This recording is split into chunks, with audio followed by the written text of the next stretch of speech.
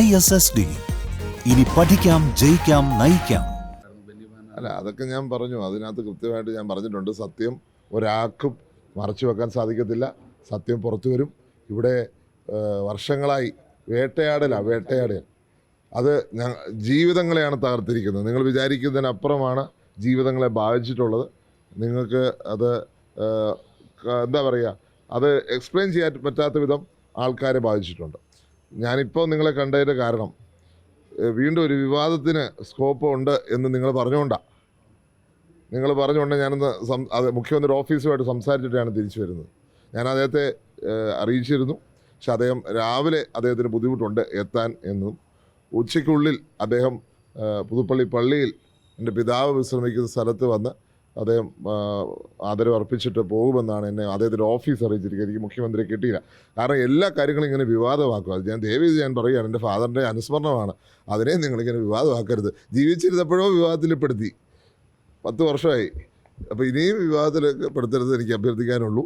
മുഖ്യമന്ത്രി പുതുപ്പള്ളിയിൽ വരും എന്നുള്ള സംശയമില്ല. മാത്രമല്ല, അദ്ദേഹത്തെ ഉമ്മൻചാണ്ടി ലീഡർഷിപ്പ് സമ്മിറ്റ് എന്ന പേരിൽ 2 വർഷം മുമ്പ് ഒരു പരിപാടി നടത്തപ്പോൾ അതിനും ഒരു വിവാദം ഉണ്ടായതാണ്.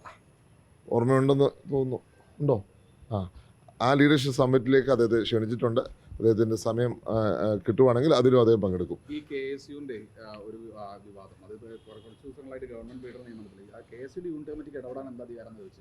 KSUക്കാരുടെ ഈ സർക്കാർ ഉണ്ടായി. അത് ഞാനൊരു സംശയമില്ല. ഞാൻ അതിൻ്റെ എക്സ്പ്ലനേഷൻ കൊടുത്തു കഴിഞ്ഞു. മുഖ്യമന്ത്രിക്ക് എല്ലാ ആസ്പെക്ട്സും അറിയാവുന്ന ആളാണ്. ഇപ്പം ഈ ലീഡർ നിയമനം എന്ന് പറയുമ്പോൾ നിയമമന്ത്രി കൂടിയാണ് അദ്ദേഹം. അപ്പം അദ്ദേഹത്തിന് നിയമ സെക്രട്ടറിയും അതുമാത്രമല്ല ഈ എല്ലാ കാൻഡിഡേറ്റ്സിൻ്റെയും യോഗ്യതയും അയോഗ്യതയൊക്കെ അറിയുന്ന വ്യക്തിയാണ്. അപ്പം എല്ലാ കാര്യങ്ങളും മറ്റുള്ളവർക്ക് അറിയണമെന്നില്ല. അപ്പം ആ ഒരു തലത്തിൽ അതിനെ കണ്ടാൽ മതി. അദ്ദേഹമായിരിക്കും അദ്ദേഹം പറഞ്ഞിരിക്കുന്നത്. നമ്മളതിനെ വലിയൊരു വിവാദമാക്കേണ്ട കാര്യമില്ല എന്നുള്ളതാണ് എനിക്ക് ആ കാര്യം. അല്ല, KSUക്കാർക്ക് ഒരു അഭിപ്രായം പറയുന്നതിന് പ്രശ്നമില്ലല്ലോ.